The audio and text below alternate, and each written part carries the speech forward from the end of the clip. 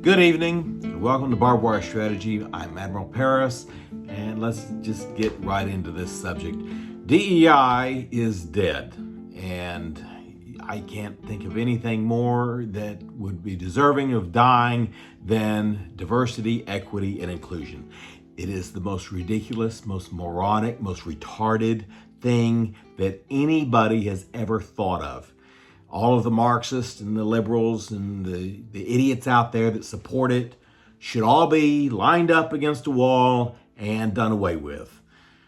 DEI, and thank goodness the President of the United States, this is one of the biggest things that I really do appreciate Donald Trump for doing, and that is for destroying this whole, especially in the military, of all the places it needs to be. It does not need to be, it doesn't need to be anywhere, but it certainly does not belong in the United States military.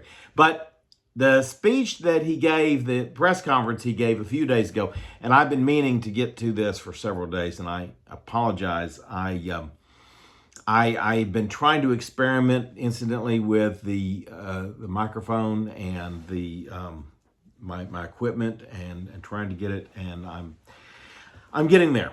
I've got this light in front, and so, anyway, Colonel Hatley's going to say that I'm not getting to the point. So let me get to the point. The point is that DEI is dead. And what I'm going to do is I'm going to go through his press conference that he gave, and I want to give my opinion on different parts that now I've recorded what he said, and I'm speeding him up because when he reads a little bit slowly. So I'm speeding him up, and then the reporters I'm speeding up even more, but hopefully I'll get it all to where everybody can hear it, and we'll get through the press conference really quick. It's like a 45-minute press conference. So, and I don't know how far this will go. The last thing I did got split into 7 parts. I don't want to do 7 parts again, but it'll probably be multiple parts. This will be. So DEI is dead. Let's get to his speech. Listen to what he said to start off. I speak to you this morning in an hour of anguish for our nation. Just an American Airlines regional jet carrying 60 passengers and 4 crew collided with an Army Black Hawk helicopter carrying 3 military service members over the Potomac River in Washington, D.C., while on final approach to Reagan National Airport. Both aircraft crashed instantly and were immediately submerged into the icy waters of the Potomac. Real tragedy. The massive search and rescue mission was underway throughout the night, leveraging every asset at our disposal, and I have to say the local, state, federal, military, including the United States Coast Guard in particular, they've done a phenomenal job. So quick, so fast, it was mobilized immediately. The work has now shifted to a recovery mission. Sadly, there are no survivors. This was a dark and excruciating night in our nation's capital and in our nation's history, and a tragedy of terrible proportions. As one nation, we grieve for every precious soul that has been taken from us. Solace in the knowledge that their journey ended not in the cold waters of the Potomac, but in the warm embrace of a loving God. We do not know what led to this crash, but we have some very strong opinions and ideas, and I think we'll probably state those opinions now. Because over the years I've watched as things like this happen, and they say, well, we're always investigating, and then the investigation 3 years later, they announce it. We think we have some pretty good ideas, but we'll find out how this disaster occurred, and we'll ensure that nothing like this ever happens again. The FAA and the NTSB and the U.S. military will be carrying out a systematic and comprehensive investigation. Our new Secretary of Transportation, Sean Duffy, his second day on the job. When that happens, it's a rough one. We'll be working tirelessly. He's a great gentleman. The whole group these are great people, and they are working tirelessly to figure out exactly what happened. We must have only the highest standards for those who work in our aviation system. I changed. Okay, enough of the niceties.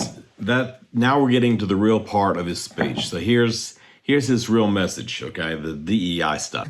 The Obama standards, from very mediocre at best to extraordinary. You remember that. Only the highest aptitude, they have to be the highest intellect and psychologically superior people were allowed to qualify for air traffic controllers.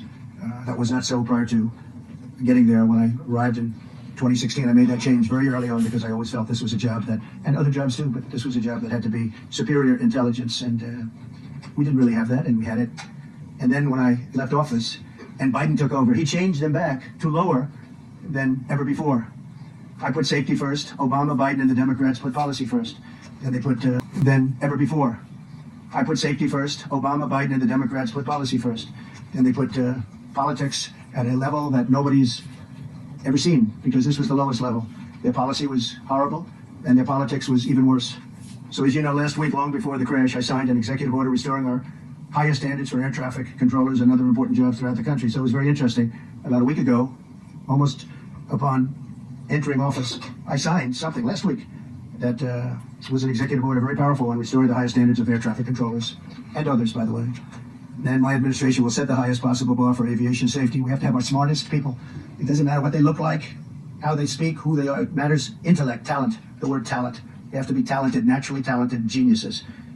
You can't have regular people doing that job. They won't be able to do it. But we'll restore faith in American air travel. I'll have more to say about that. I do want to point out that various articles that appeared prior to my entering office, and here's one. The FAA's diversity push includes focus on hiring people with severe intellectual and psychiatric disabilities. That is amazing. And then it says FAA says people with severe disabilities are most underrepresented segment of the workforce, and they want them in, and they want them, they can be air traffic controllers. I don't think so.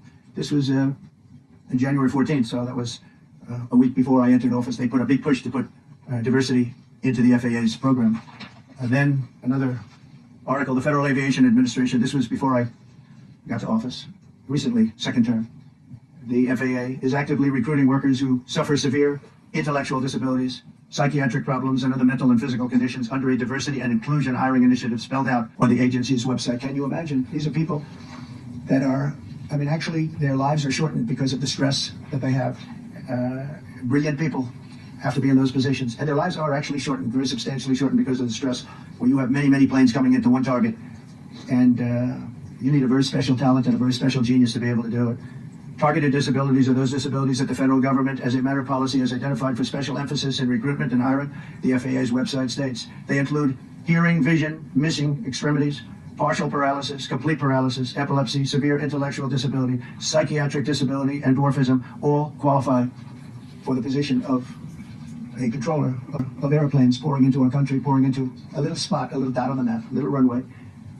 The initiative is part of the FAA's Diversity and Inclusion Hiring Plan. Think of that. The initiative is part of the FAA's Diversity and Inclusion Hiring Plan, which says diversity is integral to achieving FAA's mission of ensuring safe and efficient travel. I don't think so. I think it's just the opposite. The FAA website shows that the agency's guidance on diversity hiring were last updated on March 23rd of 22. They wanted to make it even more so.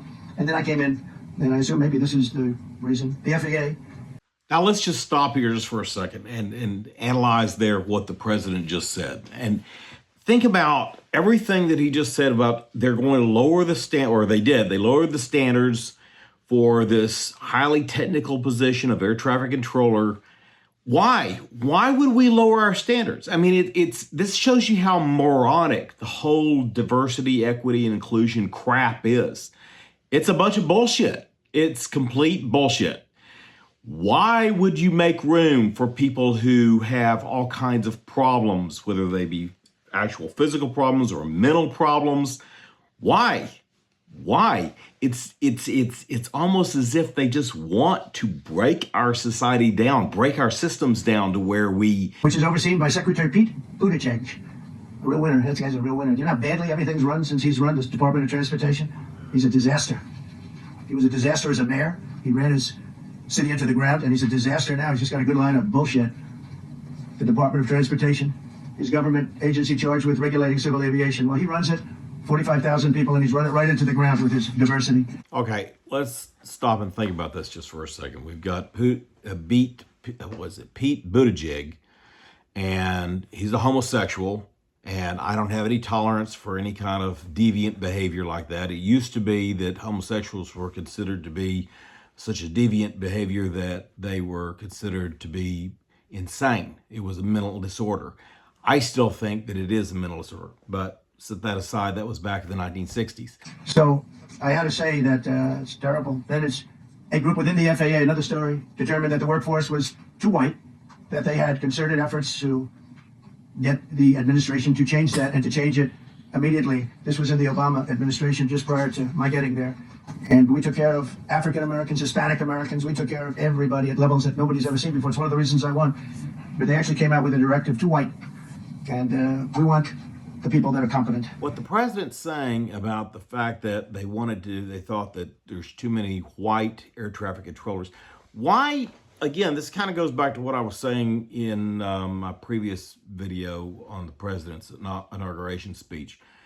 if we think that we're a racist country and we believe that that is wrong, then, which I'm a racist. Everybody's a racist. In my opinion, everybody's a racist. And if they say they're not, they're either a liar or they're an idiot because they don't realize that they are. But anyway, my point is this, that if our goal is to not be a racist nation, then why would we create a system that divides people and that divides things into races? So to say that there are too many, could we say that there are too many black guys playing football?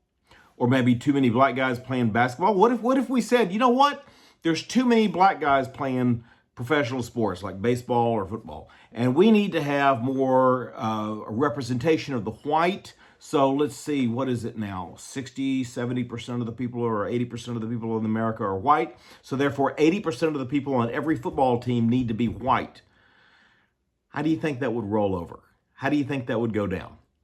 It wouldn't go down with anybody because with football and baseball and basketball, people go to those or they watch them on TV because they enjoy the sport. They want to see which team can win. And they don't give a rat's ass which color the teammates are, okay? So why is it that we would care about the air traffic controllers?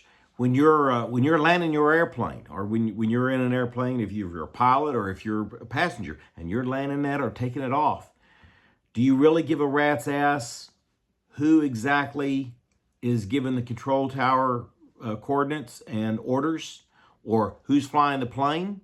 And if it happens to be that mostly white guys are smart enough to cut the mustard to be air traffic controllers or pilots or whatever other technical position there is in the aircraft field, then so be it.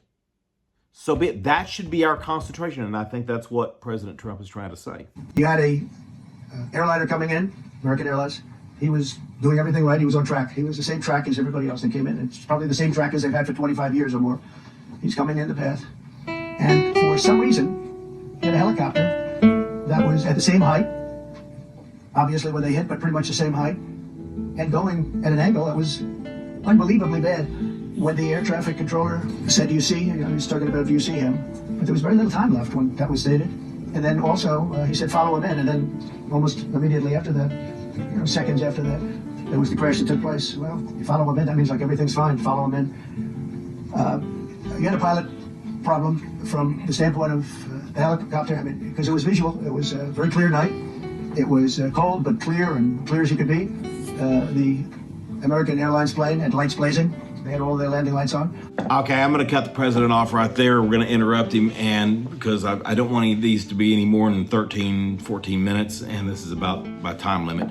So just catch me on part 2 of this. My name is Admiral Paris. This is Barbed Wire Strategy, and I'll see you in part 2. Good night.